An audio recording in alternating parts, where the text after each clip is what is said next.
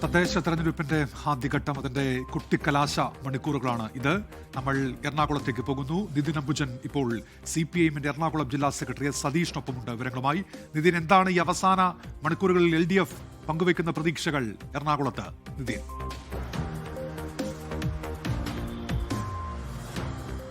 ഉന്മേഷ്, കൊട്ടിക്കലാശത്തിലേക്ക് പോവുകയാണ്, അതിന്റെ അവസാന നിമിഷത്തിലേക്ക് പോകുന്നു. അതിനിടയിലാണ് ഇപ്പോൾ ഓരോ സ്ഥലത്തെയും രാഷ്ട്രീയ സാഹചര്യം സംബന്ധിച്ച് ഇപ്പോൾ സതീഷ് ഒരു വിശദമായി തന്നെ വാർത്താ സമ്മേളനം നടത്തി. ഇവിടുത്തെ ഒരു പൊതുചിത്രം ഞാൻ സൂചിപ്പിക്കാം ആദ്യം. അതായത് കഴിഞ്ഞ രണ്ട് ടേമുകളിലായി UDF-നായിരുന്നു ഇവിടെ ഭരിച്ചിരുന്നത്. അതിനുശേഷം 2020-ൽ LDF UDF-ൽ നിന്നും തിരിച്ചുപിടിച്ചു, വിമതരൊപ്പം നിർത്തി 5 വർഷം തന്നെ M. അനിൽകുമാർ മേയറായി ഇവിടെ ഭരിച്ചു. ഇതിൽ പ്രധാനമായും വികസന നേട്ടമാണ് LDF ഈ തെരഞ്ഞെടുപ്പിൽ എറണാകുളത്തെ സംബന്ധിച്ച് പ്രധാനമായും മുന്നോട്ട് വയ്ക്കുന്ന ഒരു രാഷ്ട്രീയ പ്രചരണ വിഷയം. പക്ഷേ ഇവിടുത്തെ പൊതു സാഹചര്യം പരിശോധിച്ചാൽ ഇതൊരു UDF-ന്റെ ഒരു മണ്ഡലമാണ്, UDF-ന് സ്വഭാവ അനുകൂലമായ ഒരു മണ്ഡലമാണ്.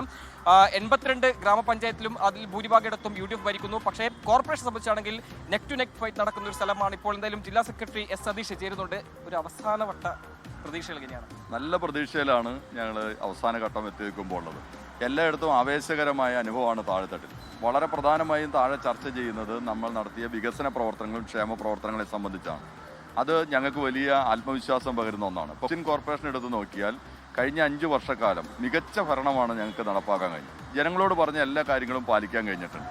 അത് ജനങ്ങൾക്ക് പരിശോധിക്കാനുള്ള രേഖ തയ്യാറാക്കി ഞങ്ങൾ ജനങ്ങളുടെ മുമ്പാകെ തന്നെ കൊണ്ടുചെന്ന് നേരത്തെ എത്തിക്കുകയും ചെയ്തിട്ടുണ്ട്. ഇതെല്ലാം വലിയ അനുഭവം നമുക്കുണ്ടാക്കിയിട്ടുണ്ട്. ഇപ്പം മാതൃകാപരമായ നിരവധി പദ്ധതി, ഇപ്പം മാലിന്യ സംസ്കരണത്തിൻ്റെ കാര്യത്തിൽ നിങ്ങൾ കൊച്ചിയിലേക്കകത്ത് വരുന്നവരെ നിങ്ങൾ ഇവിടെ തന്നെ നോക്കിയാൽ കാണാമല്ലോ, ഒരു നിരത്തിലും ഒരു മാലിന്യ പ്രശ്നമില്ല.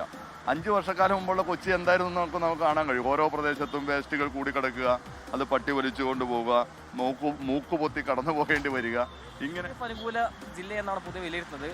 ബ്ലോക്ക് പഞ്ചായത്ത് ഒഴികെ ബാക്കി എല്ലായിടത്തും ഗ്രാമപഞ്ചായത്തിലെല്ലാം തന്നെ UDF-ന് അനുകൂലമായ അന്തരീക്ഷം. ഇത്തവണത്തെ എങ്ങനെയാണ് ഒരു കാൽക്കുലേഷൻ? അല്ല, നല്ല മാറ്റമാണ് ഉണ്ടാവുന്നത്. കാരണം വെച്ചാൽ ജനങ്ങൾ അനുഭവ യോഗ്യത. ലോകത്തെവിടെയായാലും ഏത് സമയത്തും 24 വാർത്തകളും ഓഗ്മെന്റഡ് റിയാലിറ്റി പാക്കേജുകളും എക്സ്പ്ലെയിനറുകളും വിശദമായി കാണാൻ ഞങ്ങളുടെ YouTube ചാനൽ നിങ്ങൾക്ക് സബ്സ്ക്രൈബ് ചെയ്യാം.